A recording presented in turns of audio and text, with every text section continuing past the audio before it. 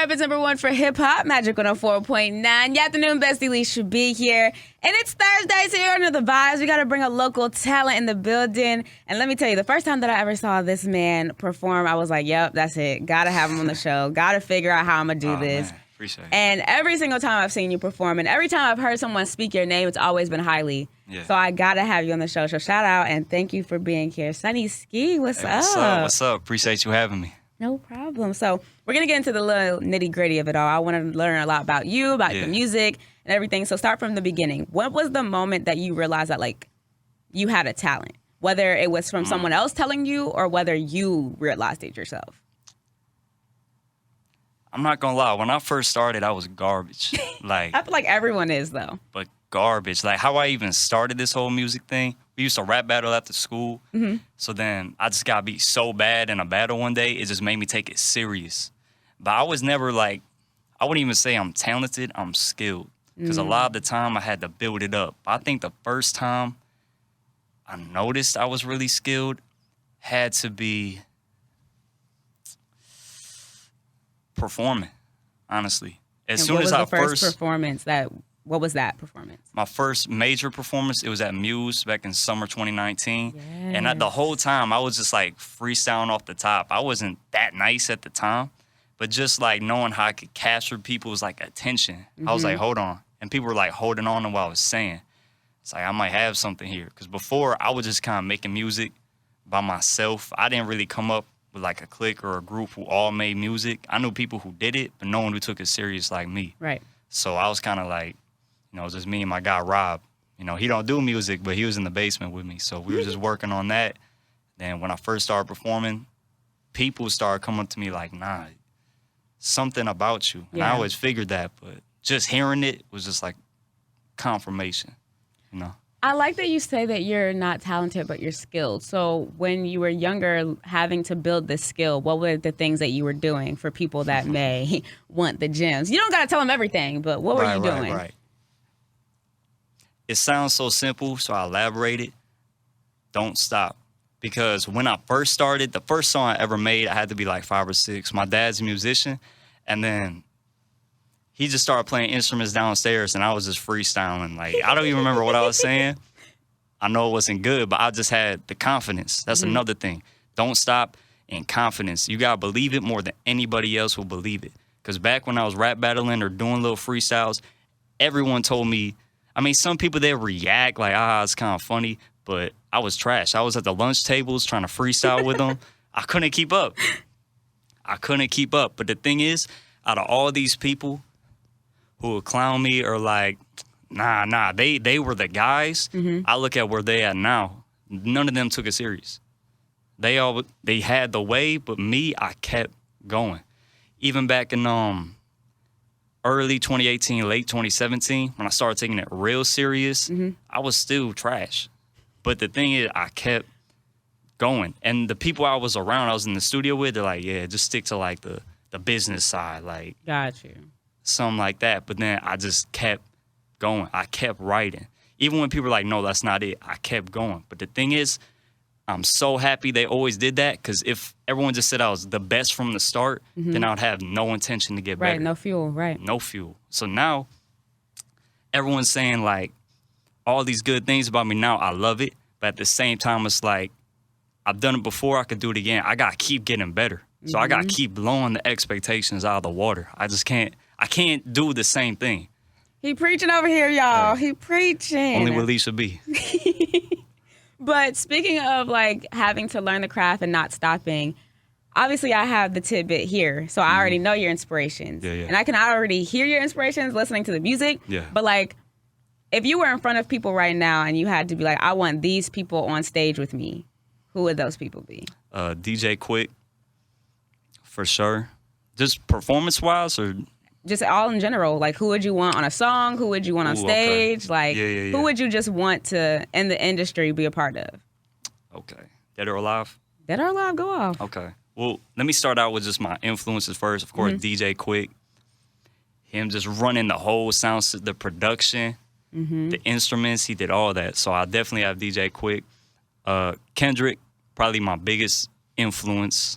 So for sure, Kendrick. Let me think. Who else would I want to say? Dead or Alive, DMX. DMX was one of the craziest performers ever. Yep. Craziest performers ever.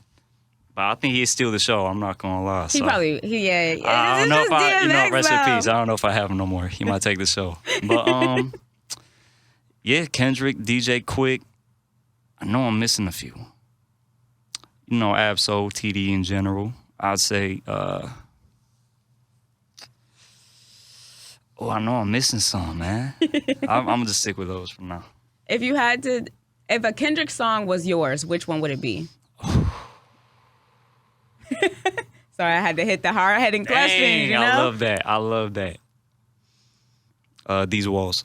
Why? Because the whole first half of the song, right? Even the intro, the moaning and stuff, it's like, what? It throws you off at first. Then when the beat come in, it's boom, the keys hit, you're like, you start moving. But at the same time, when he's moving, he's saying something, but it's kind of smooth at first. So it's like, all right, he's talking about a girl in the first two verses.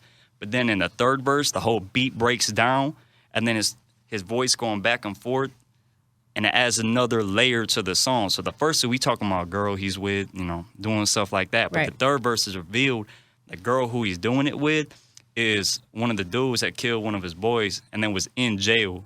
And then he was explaining that whole mind state. So it had the people moving and thinking. I think that was like the yin and yang for me. Yeah. And that's kind of like the vibe that you're going through. Like, you want people to move to it, but you also have a message behind it. Absolutely. Okay. Absolutely. And I also love that you clearly break down music. So I'm guessing that the music making process, like the production of it, is probably your favorite part, or is performing your favorite part? Oh, man. Yeah, creating's my favorite part. Performing's right behind All that. right. So when you're in the studio, what's the vibe? What do you have to have in order to like lock in? Paper and pen, first off. I'll do the phone sometimes, but that's what I feel is the best way. I need, because I prefer kind of doing it by myself, but as I get more into this, I work with other people, other engineers. So for me, play the beat on repeat and just let me do what it do. Because sometimes people want to interrupt, like, hey, or they'll stop the beat, start talking, or do something else. Like, Yeah, but you lose your train of thought. Yeah, train of thought. So let me just keep the momentum going. And then when I'm in the booth, I feel like I annoy a lot of engineers because I'm so picky. Yeah. I'm like, cut the beat out that certain line, then reverse this, then add like I'm one of those. So I know engineers. They like, this man, God, just hit me. Yeah. So I try to tell them, like, you know, I don't want to come off as like, I don't know if I can cuss on here, but I don't want to come off as mean or something like that. So I'll just tell them, hey, don't take, when I'm in the booth, don't take, because anything personal. I'm like, nah, do that. No, I don't like that. Do this. No, take that out. Like, I'm like that. But that means that you care about your craft. Like, Absolutely. you're very particular about it. Like, it would be different if you just let them do whatever and then the project comes out and now you hate it. Because you didn't put your thoughts in. Like, it's great to have other people to help, but at the end of the day, you gotta rap the song for the rest of the people. You gotta like it. Absolutely. Yeah, so it's just gotta be my vision. I'll take feedback for sure. Because I need, there's certain people, especially who, if they tell me, nah, don't do that, I'd be like, all right, there's something there. So let me see what they're talking about, right? But for the most part, my music is my vision. Yeah. So I gotta tell, if I'm trying to tell a certain story or a certain event, only I know what exactly I'm trying to say. So. Okay, I'm not gonna ask another hard question. Let's go. Out of all of your discography, because you got a lot of tracks. I got a lot. If someone was like, okay, this is my first time hearing about Sonny Ski, what song are you playing for them to really learn who you are? Second Son, my last one. All right. So let's hear a little bit of it. This is where I'm going to put a clip of it in there.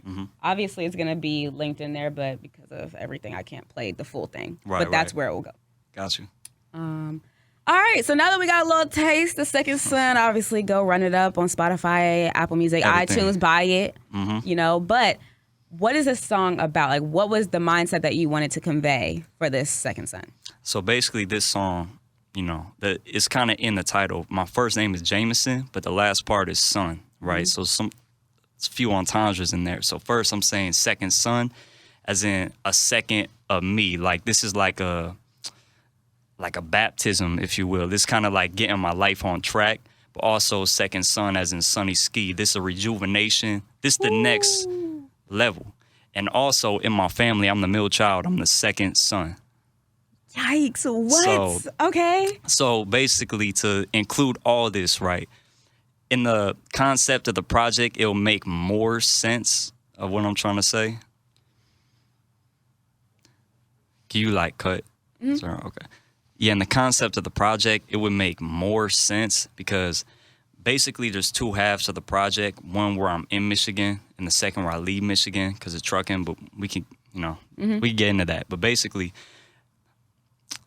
in that song, 'cause a lot of us rappers, we got bravado. We we the guy. Mm-hmm. So I'm like, in this one, I'm kind of breaking myself down. I'm like, I'm far from perfect, right? So I could have, people hear the song, they hear the energy. He's like, oh, he's going crazy. He's talking like this. He's talking like that. But do you hear what I'm saying? Right. I'm kind of like wearing my heart on my sleeve on this. I'm exposing myself. It's kind of like a diss track. And even to yourself? In a sense. Okay. Because if you listen to the first half, it's kind of pointing out all the negatives about me. But it's like, second son, I'm pushing past that. It's like, all right, this is what it was, but that's not what it's going to be. So the second half, when I'm like, okay, I'm back, no motivation, no vocation, it's like everything I said in the first half, I aired it out, I forgave myself. And that's why I revealed in the last line of the song, forgave myself, so welcome in a second son. So it's like, the whole thing is kind of like therapy, airing out all the bad things about me and letting it be known. But still in that second half, I'm saying that we still gonna improve. And then that leads into the second half of the project, which, yeah. I respect that so much because, like you said, a lot of rappers, they're just talking about, the surface level stuff. They don't get to the nitty gritty, but also at the same time, your influence is Kendrick, so it makes sense of why you feel like you could feel honest in your music. And you were just talking about the second half. I gotta ask, exclusive T. Obviously this is coming on an LP very soon. Absolutely. Do you have any dates in mind? August. Okay, August. best month of the year. Oh, that's your birthday? Yes. Okay. Okay, so what should we expect from this LP? And obviously tell everybody what the title is and just get into it if you can. Right. States of Mind LP. Okay, why that? So my first ever mixtape I ever dropped is called Peace of Mind. And that story was, I made it fresh out of high school. 'Cause I went to Wayne State for a little bit for college, then dropped out. So it was kind of explaining that like young, like teenage, like I'm talking about going to parties in it. I'm talking about like Summer 16, like I'm talking about teenage stuff. And then like, I got songs like Sober Soul where at the time I've never smoked, I've never drank, but I'm constantly around it. So it's kind of my mind state maneuvering that. And then going to Detroit, going to a big city for the first time, living on my own and my experience in that. So this is the sequel. And I dropped Peace of Mind 2018, so this is 5 years later. And It's time. The whole thing is a series throughout my whole life. I'm going to keep making of Mannn projects. So this is States of Mind. The reason it's called States of Mind, that's an entendre too. Because each track on the project is a different mind state. You're gonna have songs where I'm like, I'm the guy, I'm smooth, I'm this, I'm that. You got songs like Second Son where I'm airing myself out. Then you got other songs where it's like not as personal, more fun. But then you got like depressing tracks, most honest tracks I've ever made. But then States of Mind because, I got my CDL and last year when I got it, I was trucking around the country. Okay. So states, I was going state to state. And that's a whole journey in itself. So I felt like if I'm making this project States of Mind, I got to split it in two. It's all dropping the same day, but it's two sides to it. So you got the inside, which is kind of like what I was going through while here since I came back from college. My trials and tribulations since then, whether it's with like at home, family, friends, just stuff like that. So Second Son is the last track off the first half. So it's basically summarizing the first half, all the negative things that happened, and it's saying I'm moving past that. So the second half starts with me getting on the plane because I got to go to Oklahoma because that's where the trucking job was to get training. So I flew to Oklahoma, and I was out the state for months. So then the second half is just being strictly on my own in a truck, nobody by me. It's just me and God. So it's just state to state. I'm going through things, culture shock. I was never down south. Yeah. So when I go down south and I'm trucking, I meet completely different types of people than I've ever seen, met. So it was a learning experience. So the whole thing is a coming of age. And I came back. The project ends with me coming back because I came back. You know, I don't want to explain why. That's going to be on the project. Yeah, right. But the best way I could put it is the first half was a physical battle. The second half was a spiritual war. So I'm back with, now I got something to say. Sheesh. I got goosebumps. I appreciate it. You know. That's so good. Okay. Okay. Give me a second because I had the question, but that last line was it. What's my question? All right, so you mentioned trucking. Yeah. Out of all that experience and the spiritual war you were going through, what was the most impactful one that you now have put on the project? Oh, most impactful experience, like one part that like you specifically put on the album because it was like, yeah, nah, I got to talk about this. The title track. Okay. So it's kind of full circle in itself because after going around, you know, almost the whole entire country, my truck broke down in Oklahoma, in Tulsa, right? So it was like full circle. I started in Tulsa and ended in Tulsa. My truck broke down, so I was in a hotel. And then that's when I really come to grips with like, you know, I've always had faith my whole life. I grew up in the church and stuff like that. But that's when like I felt the Most High was in that hotel room. And that whole story, I want to save for that track because it's a real personal track. But it just kind of like, because the whole thing with trucking, I'm by myself. I don't have friends with me or something like that. I might take an occasional phone call, but it's just me. Yeah. So the most time, that's when I was like, I started to truly feel something. So that's when I was like, okay. So I gotta say that one. And if it's not that one, it's because I went down to Tulsa, right? It was like Black Wall Street. It had the whole history behind that, right? And it was down south. So the whole perspective down south from up here was wild different. And people speak their mind on there. Yes, we do. Hey, yes, we do, for sure. Yeah. Up here, it's, you know, everyone's real filtered. Don't want to say the wrong thing. So whereas for, you know, negative, positive, better, for worse, people speak their mind on there. State their mind. State their mind. So, you know, just kind of explaining that difference between the South and the North. And even when I was down there, they gave me the nickname Michigan because I was the only dude from up north. Right. Everyone was down south. So just kind of explaining being different in the environment, that culture shock. So, yeah. Okay. I like how you put that state of mind. Come on. Yeah. Come on, bringing it back. It's layers to it, you know? So now that you're back in Grand Rapids and now that, you know, this project is about to come out in August, what do you have like next? Like, where is Sonny Ski going to be after this project comes out? Hopefully international. Period. I think with this project, the project I really want to go because it's state to state performing it. So even if it's like I don't get hired for a tour or something like that, do it on my own terms. Yeah. If I'm trucking, can't I just truck state to state, find a way, you know? So I want this to real, not only from Michigan, because especially the first half, I got some anthems on there. I got one for the city too. You know, that one, you know, once that's done, I'll send you that one. But, got you. Yeah, you know, I'm really just representing Michigan. So the first half is me, the experience in here, what goes around here, and then second is me representing that, still being that Michigan kid all around the country. So, yeah, we taking it international. All right, international Michigan kid, where you gonna go? What is the cities that you know for sure you want to hit? New York. Okay. For sure. Yeah, if we talking USA, yeah, New York, Houston, LA, Chicago. I performed in Chicago a couple times, but go back there on a bigger scale. New Jersey, definitely want DC. Yes. You know, even more like down south places too. Atlanta. Say Houston, Dallas, New Orleans. New Orleans, yes. And really, Charlotte. Just kind of hit all the bases. I like that. I like that. Yeah. All right, last question. If there was one thing that you have learned in your process of being an artist, whether that was before you realized that you had this skill and after you had this skill, what is one thing that you live by?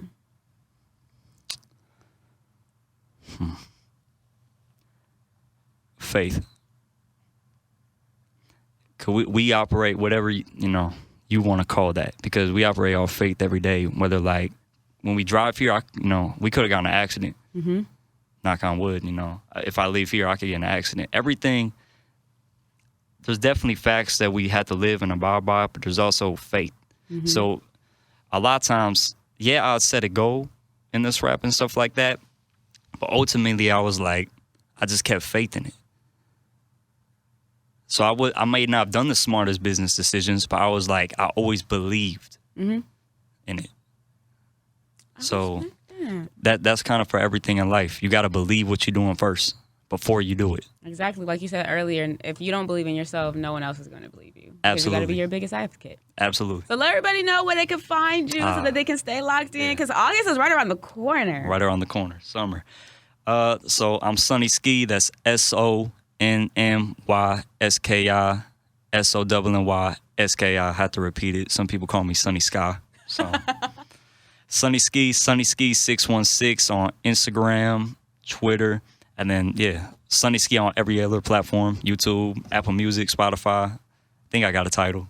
You better have a title. They pay artists the most. Man, I think I got one. I should. You better go check. If I don't, my bad, Thank Jay-Z. you so much for being here, Sonny. And again, if you ever need to come back, you're always welcome. I appreciate you. Yeah.